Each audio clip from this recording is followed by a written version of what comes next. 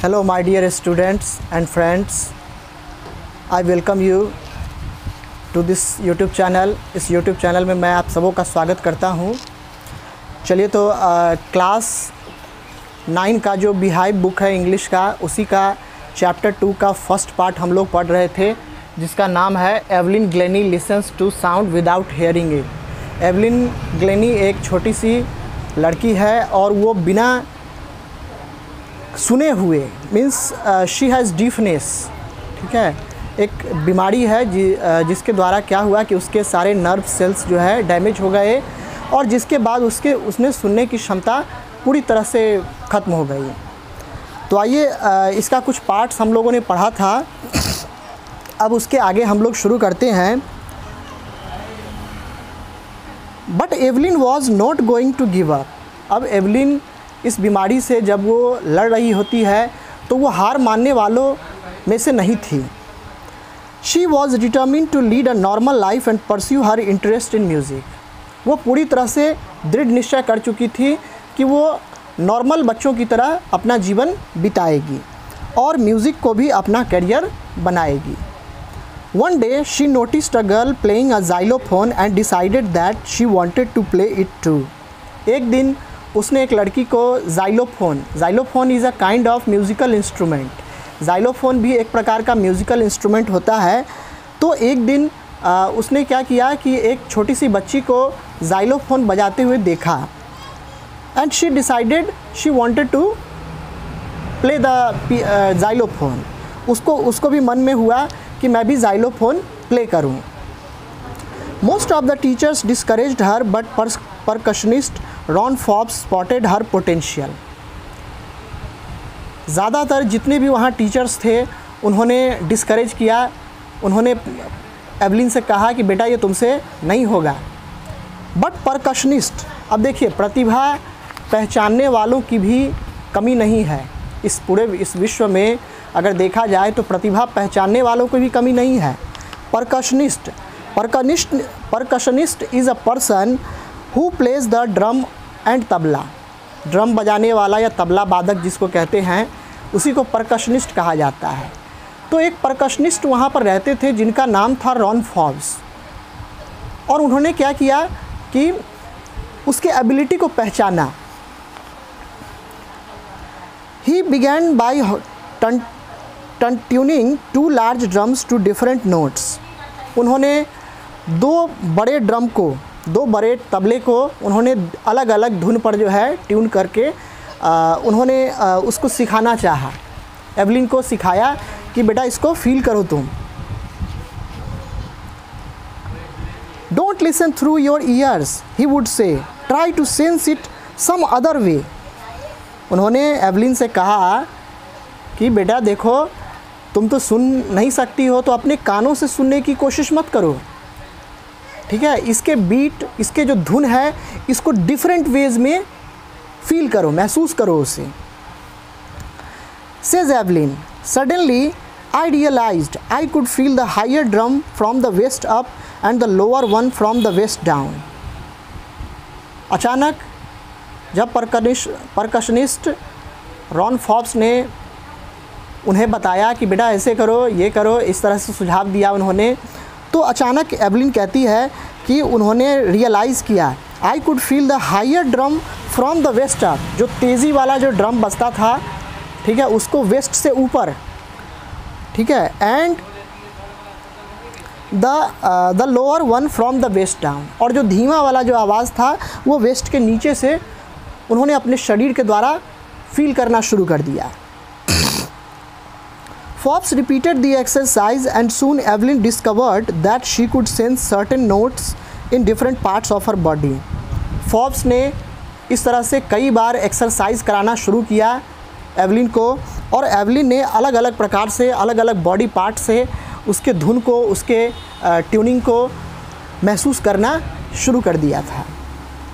I had learned to open my mind and body to sounds and vibrations. Now she had learned how to feel from the other ways, ठीक है। अब Evelyn ने क्या हुआ कि Evelyn ने अब वो सीख लिया था कि दूसरे तरीके से हम कैसे उस म्यूज़िक को, उस धुन को महसूस कर सकते हैं। The rest was sheer determination and hard work, और बाकी जो बचा हुआ था वो उनके डिटर्मिनेशन और हार्ड वर्क का नतीजा था। पैराग्राफ नंबर 4 पर से ध्यान देंगे। She never looked back from that point onwards, उस क्षण के बाद से उन्होंने कभी वापस पलट के नहीं देखा। She toured the United Kingdom with a youth orchestra and by the time she was 16, जब वो 16 साल की थी, when she was 16 she went to London, वो लंदन गई, यूनाइटेड किंगडम, जब वो 16 साल की थी, एक ऑर्केस्ट्रा ग्रुप में, एक मंडली में। She had decided to make music her life, उसी समय उन्होंने सोच लिया कि म्यूज़िक को ही मैं अपना अंतिम जो है लाइफ जो है मैं करियर बनाऊंगी। She auditioned for the Royal Academy of Music and scored one of the highest marks in the history of the academy. United Kingdom की जो राजधानी है, the capital of United Kingdom is London, where a very prestigious organisation named Royal Academy of Music, वहीं पर जो है located है। तो वहाँ पर उन्होंने ऑडिशन दिया और आज तक के वर्ल्ड हिस्ट्री में सबसे बेहतरीन मार्क्स में से मार्क्स उन्हें मिले। She gradually moved from orchestral work to solo performances, अब उन्होंने ऑर्केस्ट्रा वाला जो काम था वो छोड़ दिया, ठीक है। She gave it up and started solo performances, उन्होंने ऑर्केस्ट्रा वाला काम छोड़ के अकेला, सोलो मतलब होता है सिंगल परफॉर्मेंस पर ध्यान देना शुरू कर दिया।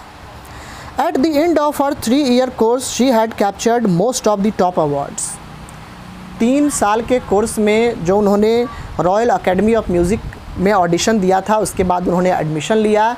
उस 3 साल के कोर्स में उन्होंने अधिकांश प्राइज़ जीते।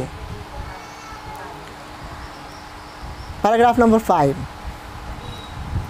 And for all this Evelyn won't accept any hint of heroic achievement, और इस अचीवमेंट के लिए उन्होंने कभी भी एक हीरोइक, जैसे हीरो वगैरह कोई चीज़ जीत जाता है तो कैसे खुशी मनाता है, उस तरह की उनकी कोई खुशी नहीं थी। आप क्रिकेट में भी देखते होंगे बहुत सारे ऐसे बॉलर्स होते हैं जो विकेट लेने के बाद भी कोई खुशी जाहिर नहीं करते हैं। The same thing Evelyn did here. If you work hard and know where you are going you will get there. Evelyn कहती है कि इफ़ यू वर्क हार्ड, अगर आप कठिन परिश्रम करते हैं और आप जानते हैं कि आपने जो रास्ता चुना है, आपने जो चॉइस किया है वो आपको सही रास्ते पर ले जा रहा है या नहीं, तो वो आप उस मंजिल पर, अपने उस डेस्टिनेशन पे आप ज़रूर पहुंचेंगे। And she got right to the top, the world's most sought after multi percussionist with a mastery of some 1000 instruments and hectic international schedule. और उन्होंने ऊंचाई को, कोई भी ऐसी ऊंचाई नहीं थी म्यूज़िक के दृष्टिकोण से जिसको उन्होंने नहीं छुआ हो, जिसको जहाँ तक वो नहीं पहुँची हो। और करीब करीब 1000 इंस्ट्रूमेंट्स, ठीक है, यानी कि 1000 इंस्ट्रूमेंट्स में भी उन्होंने मास्टरी हासिल कर ली।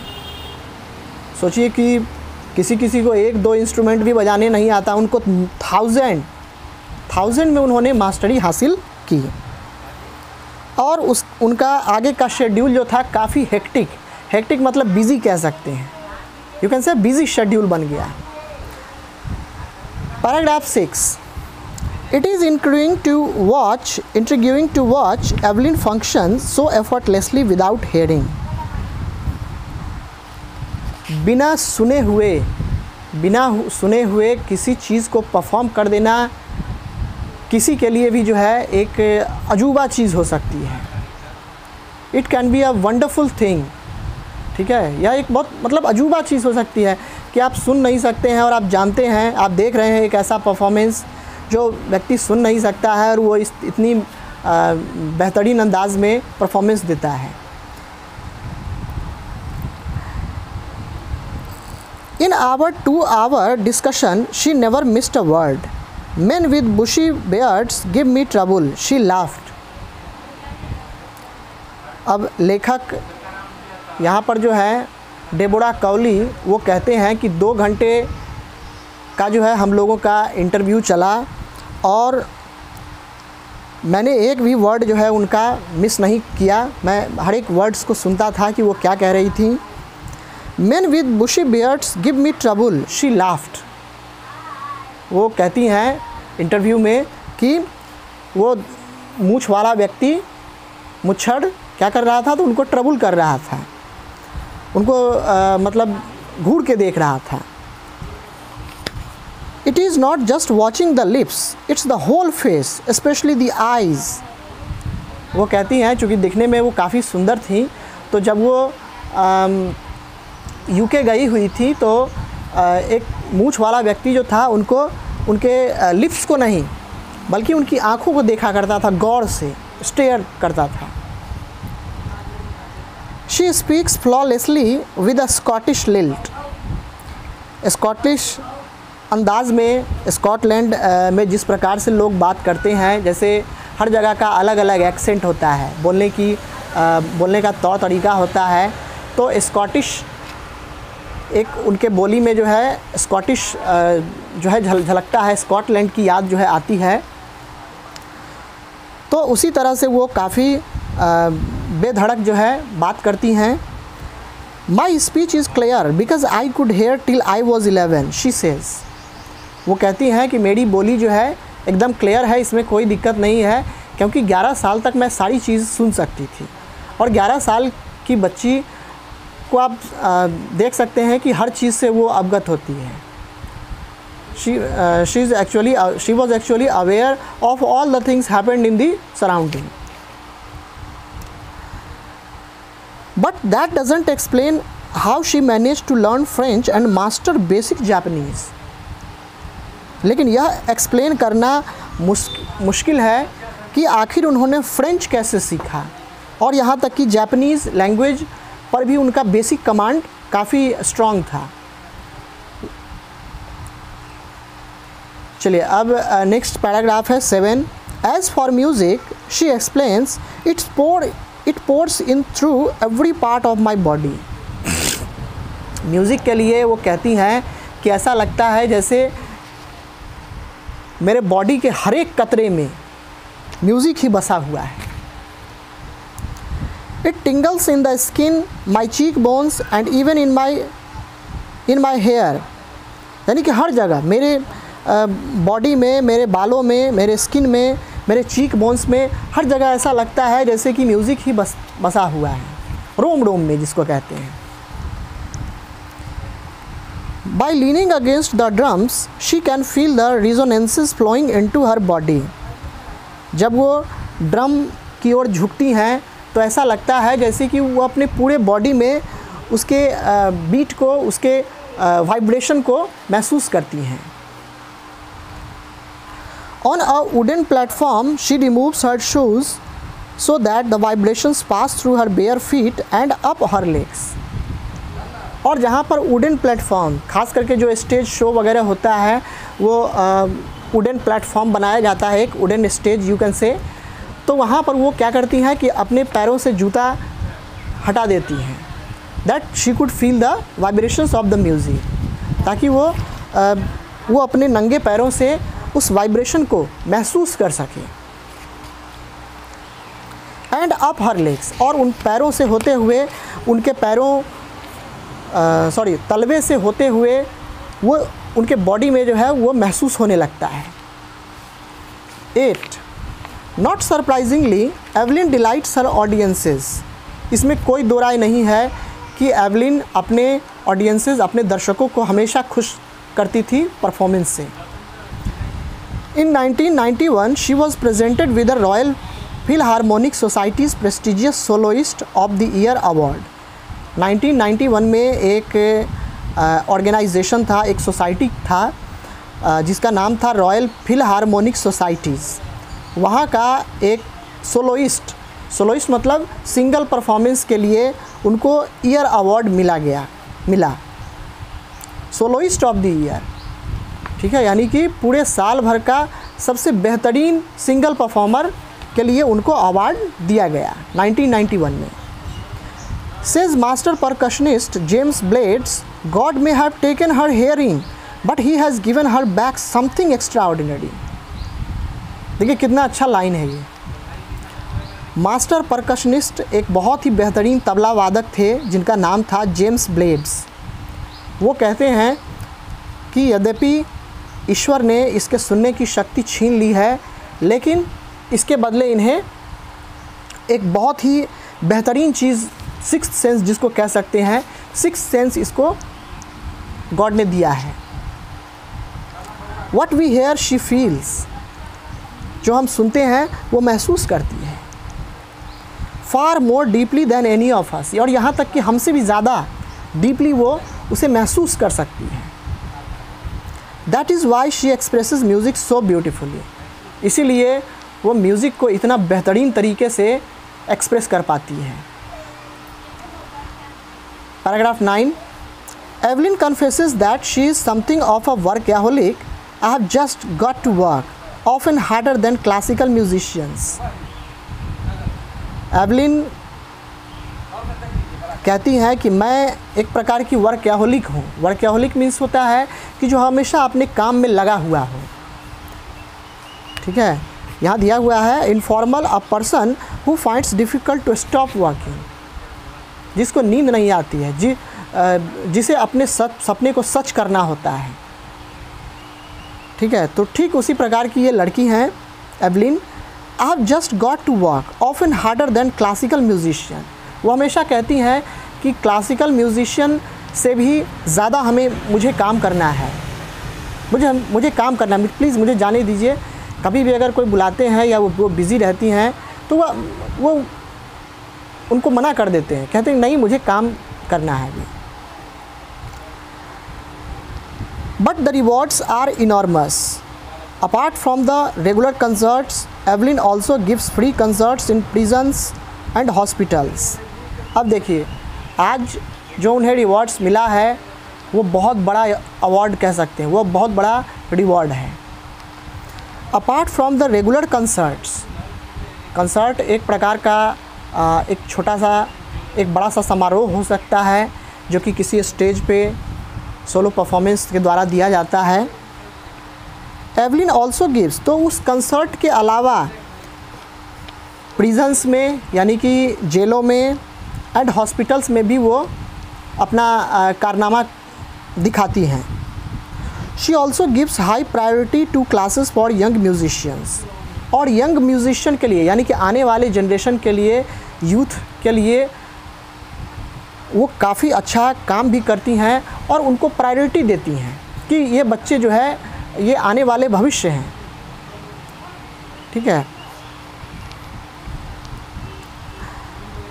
N Richlin of the Beethoven Fund for Deaf Children says, Beethoven Fund जिनके बारे में मैंने आपको कल बताया भी था, तो बीथोवेन एक बहुत ही ग्रेट और you can say the greatest musician of the world, दुनिया के सबसे महान म्यूज़िशियन थे बीथोवेन। उन्हीं के नाम पर एक फ़ंड की स्थापना की गई, खास करके जो डीफ चिल्ड्रन के लिए, यानी कि वैसे बच्चे जो डीफ थे उनके लिए एक फ़ंड बनाया गया। तो एन रिचलिन जो कि बीथोवेन फ़ंड की तरफ से बीथोवेन फ़ंड में काम करती हैं, वो कहती हैं she is shining inspiration for Deaf children, मतलब कि बहरे बच्चों के लिए वो एक ज्वलंत उदाहरण है। She is shining inspiration. They see that there is nowhere that they cannot go, वो एवलिन को देखने के बाद ऐसा महसूस करते हैं कि ऐसा कोई भी जगह नहीं है जहां वो आज नहीं जा सकते हैं। Paragraph number 10, Evelyn Glennie has already accomplished more than most people twice her age, यानी कि एवलिन ग्लेनी अपने से दोगुने उम्र के लोगों को वो अपने परफॉर्मेंस से खुश कर चुकी हैं। She has brought percussion to the front of the orchestra and demonstrated that it can be very moving. उन्होंने परकशन को ऑर्केस्ट्रा में एकदम सामने लाया कि आप छुपिए नहीं बल्कि एकदम सामने आइए, ठीक है। एक ऐसा परफॉर्मेंस दीजिए ऑर्केस्ट्रा में, परकशन का भी उतना ही महत्व है जितना कि एक म्यूज़िक का। And demonstrated that it can be very moving, और उन्होंने यह कारनामा करके दिखाया कि इसका भी एक अहम योगदान होता है ऑर्केस्ट्रा में। She has given inspiration to those who are handicapped people who look to her and say if she can do it I can. आज वो खास करके हैंडीकैप्ड बच्चों के लिए, हैंडीकैप्ड लोगों के लिए और बच्चों के लिए आज वो प्रेरणा स्रोत हैं। और वैसे बच्चे जो हैंडीकैप्ड हैं वो कहते हैं कि अगर एवलिन कर सकती है तो हम लोग क्यों नहीं कर सकते हैं, why can't we. And not the least she has given enormous pleasure to millions, और उन्होंने मिलियंस, लाखों लोगों को प्लेजर से, उनके दिलों को खुशी से, आनंद से भर दिया है अपने परफॉर्मेंस के द्वारा। By Deborah Colley. तो ये डेबोरा कॉली के द्वारा लिखा गया एक कहानी है। तो प्यारे बच्चों, आपने इस चैप्टर का एक्सप्लेनेशन समझा होगा, आशा करता हूँ मैं, ठीक है। आप लोग भी इनसे कई सारी प्रेरणा ले सकते हैं। आप सबों के पास तो सारी चीज़ें सही सलामत है, यहाँ तक कि इनमें सुनने की शक्ति, किसी व्यक्ति, किसी बच्चे की अगर सुनने की शक्ति अगर छीन ली जाए तो सोचिए कि कितना शॉकिंग मोमेंट हो सकता है, ठीक है। लेकिन अगर कोई बच्चा अगर सब चीज़ से एकदम सही सलामत है तो उसे और भी अच्छा परफॉर्मेंस करने की कोशिश करनी चाहिए। तो मैं आप लोगों से यही कहना चाहूँगा कि इस चैप्टर को आप लोग, इस चैप्टर से आप कुछ सीखिए और आगे चल कर के कुछ अच्छा बन के दिखाइए। प्यारे बच्चों, आज के इस वीडियो में इतना ही। फिर हम लोग नेक्स्ट वीडियो में मिलेंगे। Till then, thank you, God bless you and have a good day.